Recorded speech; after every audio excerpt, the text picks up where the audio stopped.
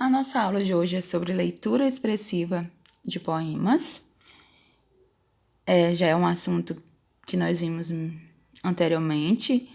Nós vamos apenas fazer uma pequena revisão sobre ele essa semana.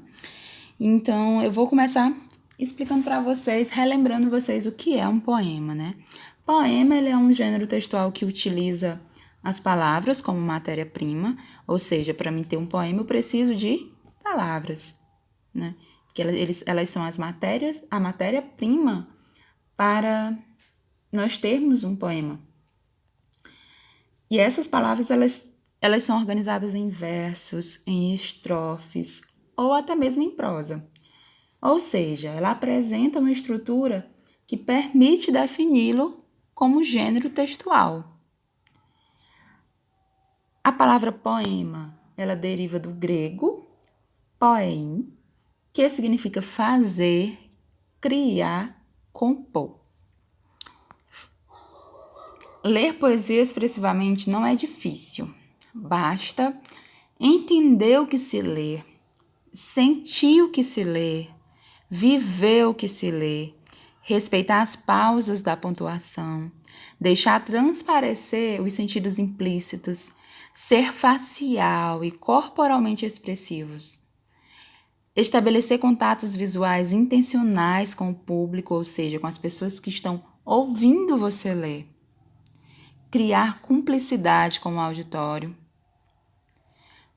Não pensar que se trata de um poema. É um texto. Simplesmente um texto que tem uma mensagem importante que queremos transmitir. Usufruir e deixar fluir o texto.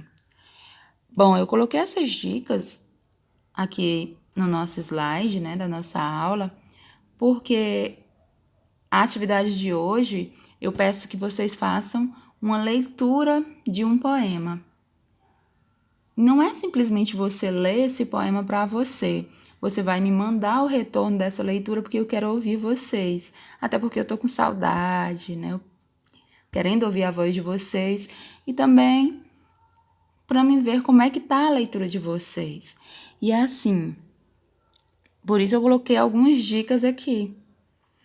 Que você lê com expressividade não é uma coisa difícil, né? Você precisa entender o que você lê. Você precisa, e no momento que você lê, que você entende aquilo que você está lendo, você começa a sentir, você começa a viver aquilo que você está lendo. Então, para isso, você precisa também respeitar as pausas da pontuação. Tem uma vírgula, faz uma pausa. Tem um ponto final, dá uma pausa maior ainda. Tem um ponto de exclamação, faz a entonação necessária daquele ponto de entonação, daquele ponto de exclamação.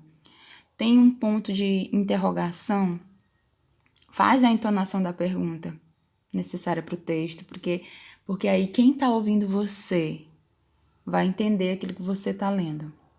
E você também vai entender o texto de forma mais fácil, mais pontual. E aí, assim, é deixar fluir o que você tá... o texto, deixar fluir o texto, deixar fluir o que você tá lendo. Esse texto do Menino Azul, né, essa poesia, esse poema, eu coloquei ele na atividade de vocês, para vocês fazerem a leitura. Eu coloquei ele aqui também. Ele é de Cecília Meirelles, uma autora brasileira, né? E aí diz o seguinte, o Menino Azul. O menino quer um burrinho para passear, um burrinho manso, que não corra nem pule, mas que saiba conversar.